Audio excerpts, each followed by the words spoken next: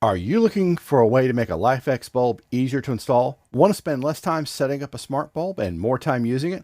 Well, stay tuned and I'm going to show you just such a bulb. Welcome to another edition of Tech Bites with Ron Nutter, your home for all things relating to smart home technology. In this episode, we're going to talk about setting up the LiFX bulb with easy setup. Hi, I'm Ron Nutter, and we're going to be working on this together. This content is also available as an Amazon flash briefing or podcast. Please go to techbiteswithronnutter.com for more information. For any items mentioned in this episode, there are affiliate links in the description. If you click on these links, I will get a small commission, but that won't affect the price you pay for the item. If you haven't already subscribed to the channel, please click on subscribe now and enable notifications. If this video helps you or provides value, please click on that like button, thumbs up. Now, here's what we're going to be covering.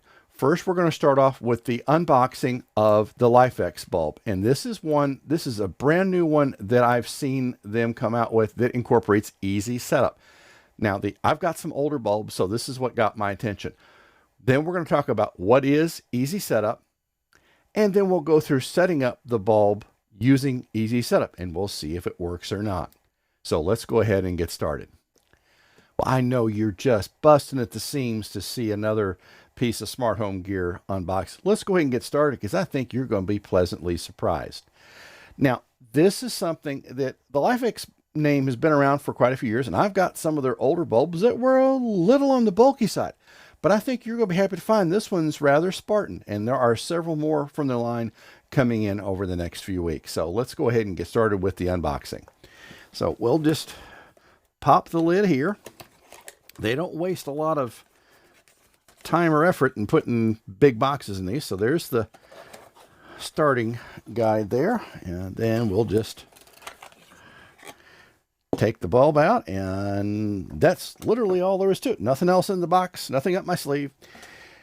So what I'm going to do is I've already got a little test rig established, and I'll just screw that in there and I'll plug it into the outlet strip here in just a moment. And as you can see, very brief and to the point app with how to get started, and they've got home kit directions and Alexa setup. So let's go ahead and get started.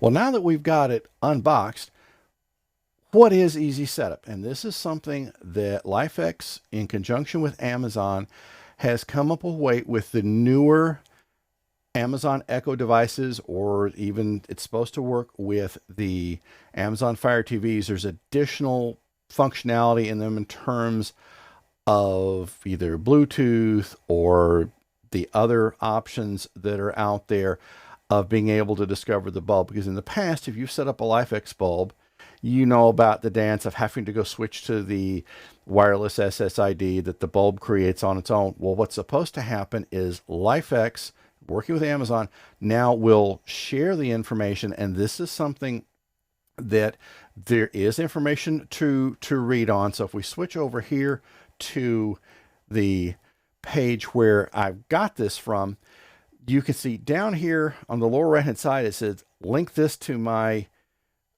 with my Alexa and LiFX account, and that's what's supposed to help make the process a little bit easier. If you don't click that, then you'll have to go through the conventional setup. So let's go ahead and see about how easy this is actually going to be. Now, to save some time, I've already gone into the LiFX app, and it just sprang to life and didn't have anything to say. So we'll tap on plus, new device, new light, and we'll tap here. LiFX requires permissions. Okay, that's fine. And we'll say only while using it in the app. Now, hopefully it should find it here in just a minute. There we go. So it did find it. So this is, it is as advertised so far because I didn't have to change the SSID. What the easy setup does is it shares the passwords and the SSIDs that you've given to Amazon. Now, if you don't want to do that, you can go to your Amazon profile and tell it to forget that information. So we'll tap on that. We've selected it. And by default, it will only go to the 2.4 gigahertz SSIDs. So you want to make sure you can check with your smartphone to make sure you've got a good signal strength. Because if you don't have a good signal strength, or your wireless access point or router is not a good place, you need to find that now, because LiFX will only be as good as the wireless signal that it's getting. So we'll tap on LWAP IoT. So we're selecting that. Now it didn't pick up the password. And let's see here. We tap. No, it didn't. Okay, well, that's fine. We can make that happen. So it didn't. I must have disabled that at some point, but that's fine. That doesn't bother me. And we'll tap done, and we'll tap. But at the very least, it didn't. I may have told it not to save passwords, so that's could be entirely my my fault on that one. Is normally I don't have it save the passwords, but it was able to find it through one or more of the Amazon Echo devices. Okay, now it's I don't know if you saw it, it just flashed a little bit off screen. So we can, oh, now this is very important. You will see this in the product description on the Amazon page. You do need to make sure that you get the latest firmware update on here, because that's going to help with reliability and fixing whatever issues they found since the bulb. You want to make sure you update the firmware to help address any issues that were found since the bulb was manufactured, because some of these may be in the warehouse for a little while. When you're setting up that new account for the Smarthome cloud service or device, please get a copy of my Smarthome device account checklist you see here on the screen. This will help make sure that everything gets written down that you entered to get that account created. The form will also serve as a backup copy when you get this entered into your password manager app. And if you're not already using a password manager app, please get one now and get started. You will be subscribed to my email list in exchange for the checklist. I won't share, rent, or sell your information to anyone. Okay, now we finally got to the screen. I had to stop the recording for a while. I had a problem show up that I was trying to walk through the process. Two things that I've learned. Start with your smartphone on the 2.4 gig Wi-Fi. It seemed like it was a lot more reliable in talking to the bulb. The second option to try if you have any problems is when you do have to restart the installation process.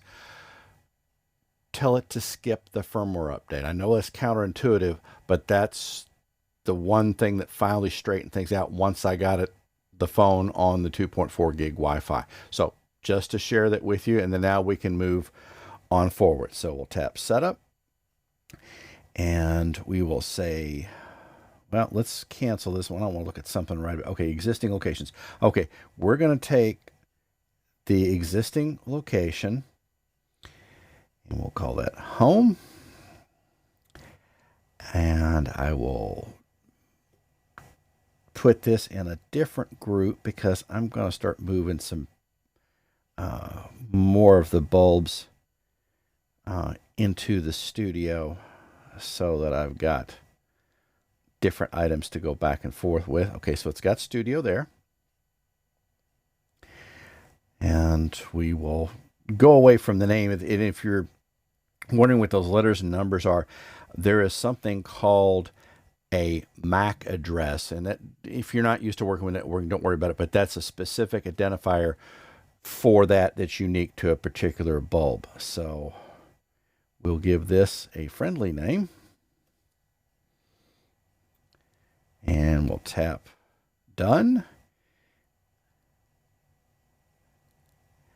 And then we'll turn it off. Okay, so you see this bulb going on and off, so that's fine.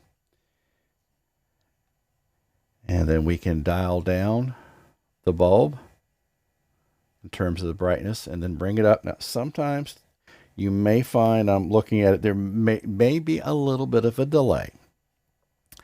So that's just the wonderful things of the internet. So what we're going to do now is we're going to go in and manually do the firmware update, because it says updated. And this is another thing. If the bulb doesn't want to respond to you, make sure that it says connected under cloud, because it's actually going out to LiFX's systems, and if it can't talk to them, it's gonna raise a fit there. So we'll tap update. Okay, and it says, you know, there was only one device out there, Studio.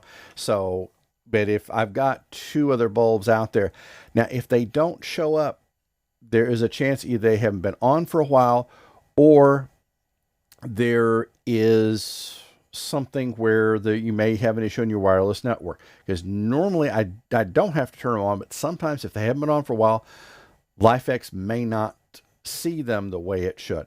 So that's something to think about, just as a general troubleshooting step. Okay, so you can see the bulb flash over here to the right. So it's apparently got the firmware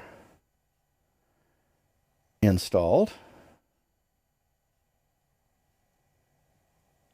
And it says update. Yippee! All right, so now, and this is a good indication of the Wi-Fi strength. Now, I've got 2 dots, 2 bars, whatever you want to call it. That's lower than I would like, but I've got enough other 2.4 stuff running in the house. I may have some interference there, but that's a good indication that it is working. There's the serial number. Of course, you notice the serial number was part of what it last displayed there. So we'll close that screen and see, now we've got Studio in its own location. And we can minimize that so you can turn on bulbs individually. So I've got a group called Studio, then I've got the bulb called Studio. So you're up and running at that point. Well, if you followed all the steps with me as we've gone through it, you've got your LiFX bulb up and running. Now, there is integration or connections you can do with Alexa and Google Home. We'll cover that in a separate video, because especially when you're new to smart home technology, doing too much at once can lead to some frustrations. So get used to the LiFX bulb, getting it turning on and off. Then we can get into some things where we go through setting up schedules, getting all the integrations done with the different voice pieces. But take it one step at a time, especially because when you're new to doing something, you can do too much too quickly. And I know I'm subject to that as well, that I want everything now in the world of instant gratification. But sometimes it simply is going to work better for you to have, get used to the bulb, especially if this is your first one. Explore the interface. There's a whole lot of functionality to it that you'll be able to learn. And once you are comfortable with it, then you'll be amazed at all sorts of things that you'll be able to do. If you are watching this on YouTube, you're going to see videos on the screen that are similar to the one you've just watched, or other content that YouTube thinks you might be interested in. If this video helps you or provides value, please click on that like button, thumbs up. Now, if you haven't already subscribed to the channel, please click on subscribe now and enable notifications. We'll see you in the next episode. Thanks for watching.